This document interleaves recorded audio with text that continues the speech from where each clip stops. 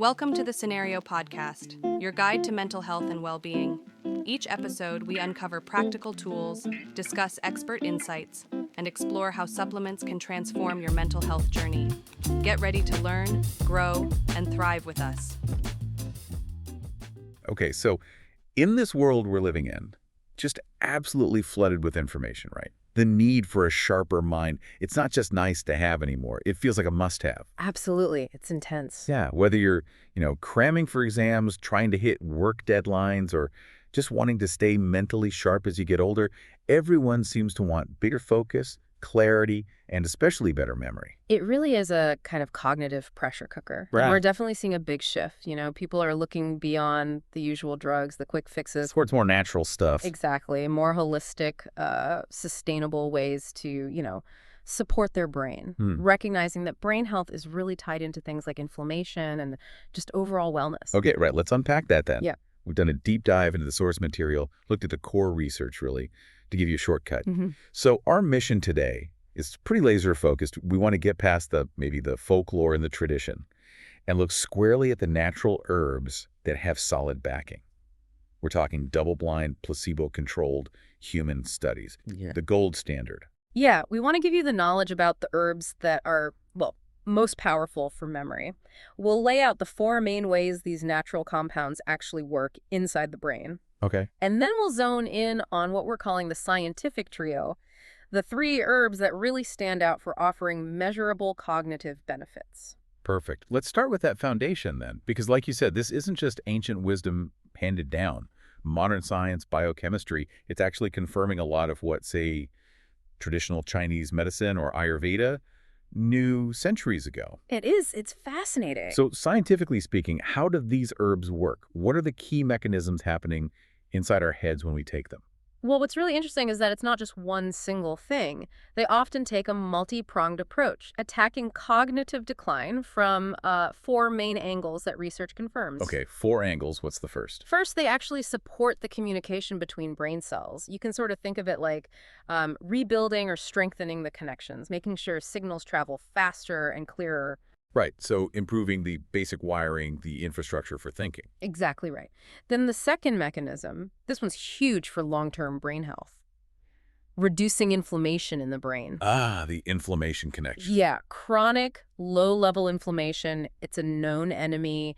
It messes with memory, with focus. Wow. It's like grit in the gears. These herbs often bring in potent anti-inflammatory compounds to kind of clean things up. So that's like protection for the brain. Okay, what about the brain's chemistry? That's number 3. They act as powerful modulators of brain chemicals, specifically the neurotransmitters.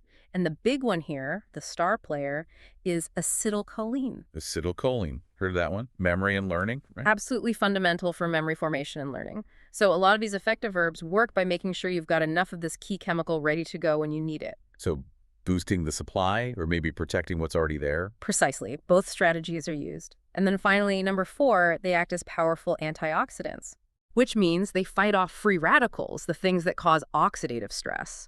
This gives long-term protection against the cellular damage that, naturally happens with aging. So it's not just a temporary boost, it's about preserving the brain's structure. Wow. Okay.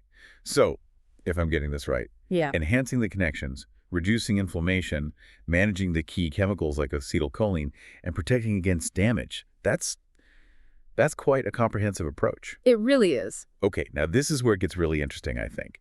You mentioned a scientific trio, 3 clear winners that the research points to, and they each seem to have a slightly different role. Exactly. They offer different sort of tactical options depending on what you need. Like, are you looking for a quick boost right now or more long-term support or maybe something to help deal with stress? Let's get into them. First up, Bacopa monnieri, also known as Brahmi. The sources seem to frame this as the one for the long game. Why is that? What makes it the structural improver? Yeah. Bacopa is really best suited for long-term memory improvements, for sustained learning, and focus. The key active compounds are called bacosides, specifically bacosides A and B. Bacosides, okay. And these aren't just giving you a temporary lift. The research suggests they actually help repair and rebuild synaptic connections, the junctions between your brain cells. They seem to enhance neuroplasticity itself. Wow, okay, so this is like fundamental rewiring, not just turning up the volume for a bit. Pretty much, yeah. Studies show it enhances long-term memory recall, improves mental clarity, and interestingly, it seems to specifically reduce how quickly you forget newly learned information. That's useful. Definitely. There's even some early promising research suggesting this kind of structural support might play a role in protecting against conditions like Alzheimer's down the line. But there's a really important catch, right? Yeah. Something listeners need to know about expectations. The timing. Oh, absolutely crucial detail. This is not a magic pill you pop an hour before a test and expect results. Right. Multiple human studies confirm it works, but they all agree. You need to take it regularly, consistently for several weeks. Often it's in the range of 8 to 12 weeks before those structural changes really start to show measurable effects. 8 to 12 weeks, okay. Yeah, so if you try it for, say, 2 weeks and give up, the sources suggest you probably haven't hit that threshold yet for real, lasting change. It requires commitment. Okay, good to know. So, if Bacopa is the marathon runner building structure, let's switch gears to the sprinter. Salvia officinalis, common sage. This one's supposed to be for the immediate, quick boost. I find the speed fascinating. Sage is fascinating because of its speed and its very specific action. Studies consistently show pretty immediate improvements, sometimes within hours of just a single dose. Hours, wow. Yeah, improvements in things like working memory, holding information in your head focus, and even reaction time. That makes it really versatile. Good for a student needing a quick study boost, or maybe someone prepping for a presentation. So what's the chemistry? How does it work so fast? What's the mechanism there? It directly targets that acetylcholine pathway we talked about earlier. Okay. It works by inhibiting an enzyme. The enzyme is called acetylcholinesterase, or ACE for short. Now, if acetylcholine is the memory messenger, Yeah. think of ACE as the cleanup crew that removes it very quickly from the synapse, the communication gap. Sage basically slows down that cleanup crew. Okay, so it's not making more acetylcholine, it's just letting the acetylcholine you do have hang around longer and do its job better. Exactly. It maximizes the availability of acetylcholine that's already there, and that leads to that quick, measurable improvement in cognitive performance. Plus, like Bacopa, it still offers those broader anti-inflammatory and antioxidant benefits too. Okay, interesting. So a very different approach. Now for the third one in the trio, and this one feels particularly relevant today, ashwagandha with Athenia somnifera. You call this the stress shield for memory. Yes, because this herb really zeroes in on arguably the biggest threat to memory function in modern life outside of actual disease, chronic stress. Ashwagandha is a classic adaptogen. Adaptogen, meaning it helps the body adapt to stress. Precisely. It helps your body regulate its response to both physical and mental strain. And its main mechanism, which we have solid human trials for, is its ability to significantly lower cortisol levels. Cortisol, the main stress hormone. And we know high cortisol is bad news for the brain, especially memory, right? Absolutely bad news. High cortisol can actually shrink the hippocampus over time. That's the brain's key memory center. So ashwagandha isn't necessarily boosting memory directly like sage does with acetylcholine. It's more like it's removing the interference. That's a great way to put it. If you connect it to the bigger picture, high stress is like a constant drag on cognitive function. By lowering cortisol, ashwagandha indirectly but really powerfully supports memory and focus. It does this especially well in people who feel stressed or anxious. It kind of shields the memory system. So it lets your brain's own memory machinery work properly, even when things are stressful externally. That sounds incredibly valuable for just daily life today. It really is. The sources show it can significantly improve attention and memory function, particularly in folks who are feeling that stress-related brain fog. It really highlights something we often overlook.